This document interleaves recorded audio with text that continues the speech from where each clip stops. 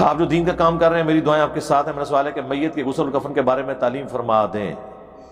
میت کا غسل اور کفن جو ہے نا جی، اس کے بارے میں ہم نے وقتاً فوقتاً تو تھوڑا بہت ذکر کیا ہے، پلس ہماری ویب سائٹ ahlsunnatpak.com کے اوپر نماز نبوی والی ایک کتاب دارالاسلام کا PDF رکھا ہوا ہے، اس میں پوری تفصیلات موجود ہیں۔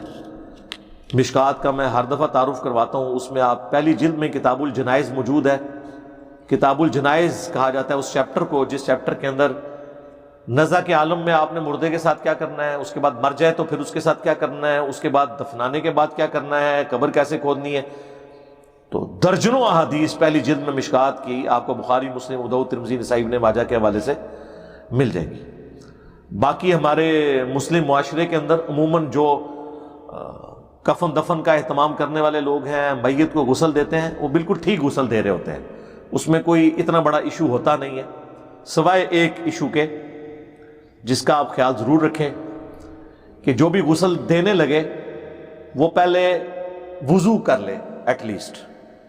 اگر وضو نہیں کرنا تو کم از کم اتنے ہاتھ دھو لے جتنے اس نے برتن میں ڈالنے ہیں۔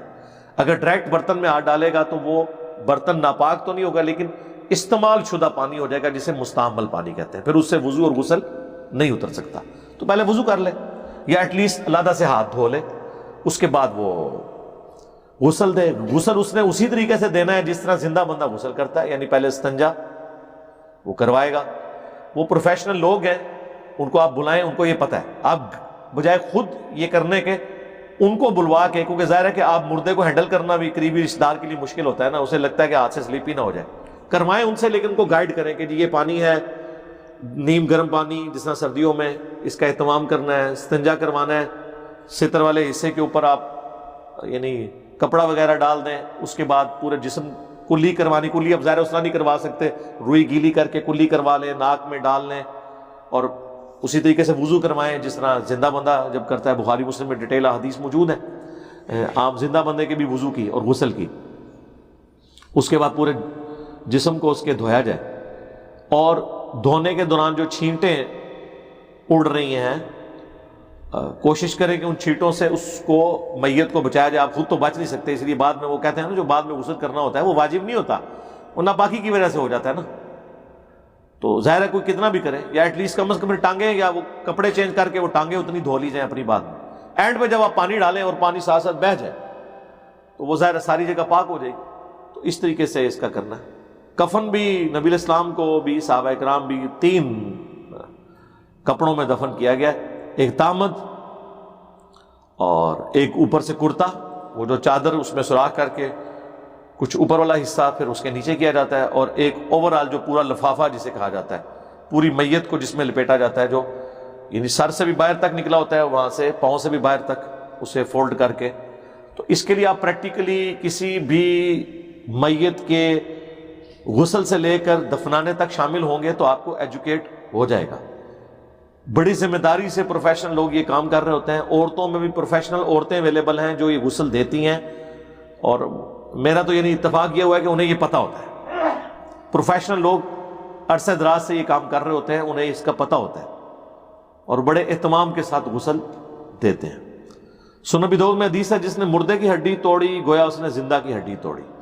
لہٰذا مردے کو بھی تکلیف نہیں پہنچانی کہ اسے آپ اس طریقے سے ٹریٹ کر رہے ہوں کہ خیر ہے یہ مرا ہوا ہے، نہیں، اس کو بھی آپ نے اہتمام کے ساتھ مسلمان کی لاش کا بھی اہتمام کرنا ہے۔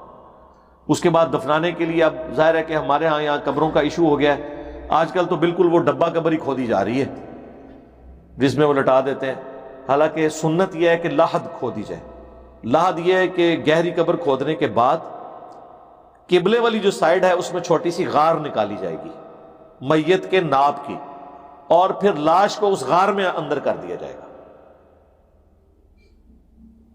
اس میں بس وہ اتنا ہی ہوتا ہے گیپ، یعنی آپ سمجھ لیں اتنا کہ بس وہ لاش آگے شفٹ ہو جائے، یعنی قبر یہاں پہ ہوگی، مردہ یہاں پہ اندر دفنایا ہوگا۔ یوں قبر میں وہ قبر ہوگی اس کو انٹر کرنے کے لیے، یوں انٹر کیا، اور پھر یہ قبلہ رخ اس کو، اگر قبلہ اس طرف ہے ظاہر قبلہ رخ اس کو لٹانا ہے تو وہ آگے شفٹ کر دیا، پھر پڑیاں یوں لگیں گی۔ اس کا فائدہ یہ ہوتا ہے کہ درندے یا جانور قبر سے لاش کو نہیں نکالتے۔ اب جہاں پہ اب آپ دیکھیں بھیڑیے ہوں لومڑیاں ہوں اور آپ چھوٹی سی قبر کھود دیں تو ان کے لیے تو تھوڑی سی مٹی کھودنا تو کوئی مسئلہ نہیں ہے، اس کو ڈیسیو کرنے کے لیے بھی ہے۔ اور صحیح مسلم حدیث ہے، سعد ابن ابی وقاص کی جب موت کا وقت قریب آیا تو انہوں نے وصیت کی تھی کہ میرے لیے وہ سیدھی والی قبر نہ بنانا، لحد بنانا جس طرح نبی اسلام کے لیے بنائی گئی تھی۔ ابھی بھی ہمارے گاؤں ایریا میں جہاں زمین پکی ہوتی ہے، زمین گرنے کا اندیشہ نہیں ہوتا، وہاں پہ لحد ہی کھودی جاتی ہے۔ عام مٹی جہاں پہ نرم ہے وہاں پہ تو آپ وہ غار والی جب کھودیں گے، غار نکالیں گے، اوپر سے مٹی بیٹھ جائے گی، ہر جگہ نہیں ہو سکتا، یہ پریفریبل ہے۔ ویسے ڈبہ قبر بھی بنا لیجئے تو ٹھیک ہے، لیکن کوشش کریں وہ گہری ہو، 2 سٹیپس میں کم از کم ہو۔ بعض اوقات تو بالکل ہی اوپر ہی دفنا دیتے ہیں وہ، اس کے پیچھے یہ بھی ہوتا ہے کہ اس کے نیچے آلریڈی قبر ہوتی ہے، اس لیے زیادہ گہرا نہیں کھودتے وہ۔ تو خیر ہے، اگر پرانی قبر ہے آپ کھود کے نیا مردہ وہاں پہ دفنا دیں۔ ویسے بھی لوگ ایسے کرتے ہیں، آپ جا کے قبر قادیوں کو ملیں، وہ آپ کو بتائیں گے وہ اس طرح ہی کر رہے ہوتے ہیں، کیونکہ قبرستانوں کی جگہ تو کوئی نہیں چھوڑی ہوئی۔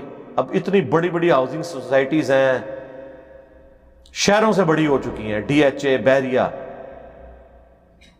تو لیکن قبرستان کے لیے اگر جگہ چھوڑتے بھی ہیں تو تھوڑی یا نہیں چھوڑتے۔ اب دیکھیں نا، آپ اتنی دنیا آپ نے آباد کی ہے تو اس سب کے لیے قبرستان تو ہونا چاہیے نا۔ اب جب ان کو آباد کیا ہے تو گورنمنٹ کو چاہیے کہ اپروول ہی نہ دے جب تک کہ وہ آبادی کا اندازہ لگا کے اتنے قبرستان کی جگہ وہاں نہیں چھوڑتے۔ بھئی جب آپ نے کوڑی داموں خریدی ہوتی ہے لوگوں سے جگہ، تو آپ کے لیے کیا مسئلہ ہے، آپ پورا ایک سیکٹر قبرستان کے لیے، جیسے اسلام آباد میں آپ دیکھیں اب H11 میں قبرستان آ چکا ہے، یہ ختم ہوگا تو کسی اور جگہ شفٹ کریں گے، باقاعدہ قبرستان کی جگہ چھوڑی ہوئی ہوتی ہے۔ تو اس کے لیے اب بہتر حال یہی ہے کہ آپ جو لوگ یہ کام کرتے ہیں ان کے ساتھ اٹیچ ہوں، ثواب کا کام ہے۔ جنازہ پڑھنے کے بعد، دفنانے کے بعد دعا کرنے تک آپ ایک کسی جنازے میں شامل ہو جائیں تو آپ کو یہ طریقہ آ جائے گا، اور اس کے بعد جب آپ طریقہ سیکھ لیں تو پھر آپ کے قریبی جاننے والوں یا رشتہ داروں میں سے کوئی فوت ہو تو آپ اس کو غسل دیں۔ اور اس میں یہ جو مت مشہور ہے نا کہ بیوی خامن کو غسل نہیں دے سکتی یا خامن بیوی کو غسل نہیں دے سکتا، وہ کہتے نہیں خامن نہیں بیوی کو غسل دے سکتا کیونکہ نکاح ٹوٹ جاتا ہے۔ نکاح تو تب ٹوٹ جائے جب وہ عورت مرنے کے بعد کسی فرشتے سے جا کے نکاح کر رہی ہو، اس کا تو نامہ مال منقطع ہو گیا، وہ مرد اس کے لیے کوئی نامحرم نہیں ہے، مرد سے بڑا تو محرم ہی کوئی نہیں ہے۔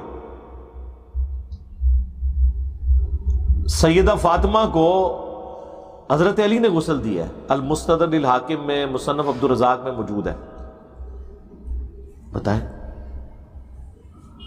سنن ابی داؤد میں حدیث ہے، اما عائشہ کہتی ہیں اگر ہمیں ایک بات پہلے معلوم ہوتی نا تو ہم خود رسول اللہ کو غسل دیتے،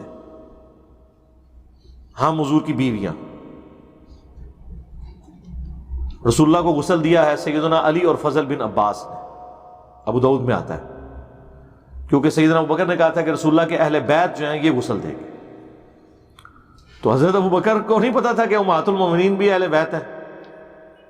حضرت علی اور فضل بن عباس دونوں رسول اللہ کے کزن، عبداللہ ابن عباس کے بھائی فضل بن عباس، انہوں نے غسل دیا، اور سیدنا علی کہتے ہیں کہ میں نے حضور علیہ السلام کے پیٹ پہ یوں ہاتھ پھیرا، وہ پھیرتے ہیں نا میت کے، تاکہ اگر کوئی فضلہ وغیرہ ہو تو نکل جائے۔ تو کہتے ہیں کہ رسول اللہ اپنی زندگی میں بھی پاک تھے اور وفات کے بعد بھی پاک تھے، ٹھیک ہے۔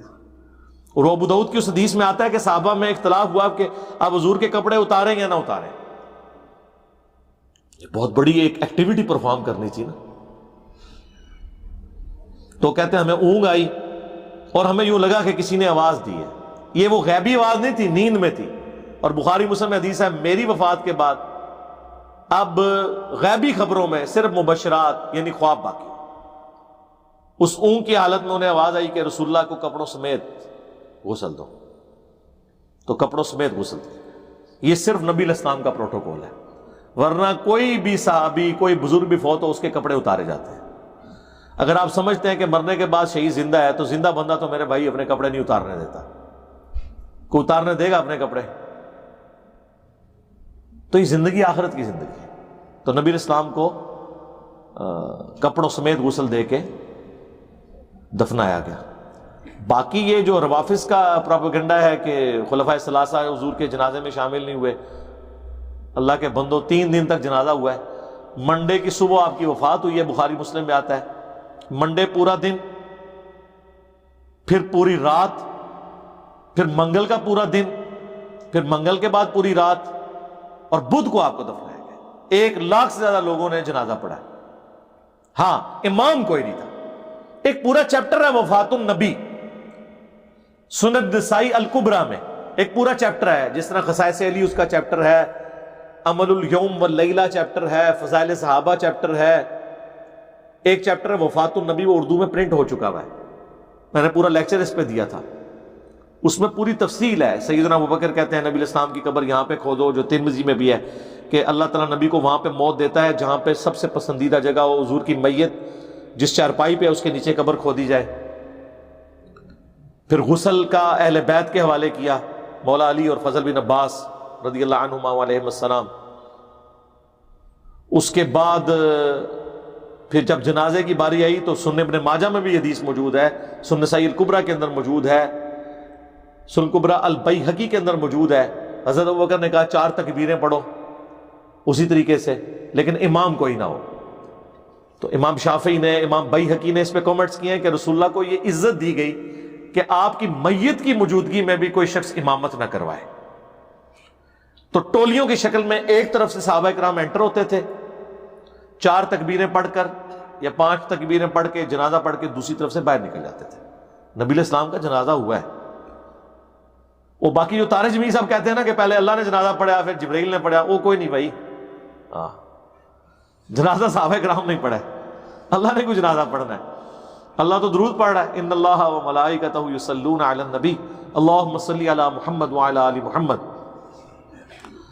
تو اس طرح لوگ جو ہیں وہ جنازہ، ایون عورتوں نے جنازہ پڑھا، وہ ٹولیوں کی شکل میں انٹر ہوئیں، انہوں نے جنازہ پڑھا۔ تو سیدنا ابوبکر تو اس پورے معاملے کی مینجمنٹ لیے ہوئے تھے، اور یہ کہنا کہ انہوں نے جنازہ نہیں پڑھا تو جھوٹ ہے۔ مجھے بتائیں کوئی ہمارے نبی کا جنازہ نہ پڑھے اور میں اس کے ساتھ پوری زندگی گزاروں تو لعنت نہیں میری زندگی کے اوپر، جبکہ وہاں پہ وہ موجود بھی ہو۔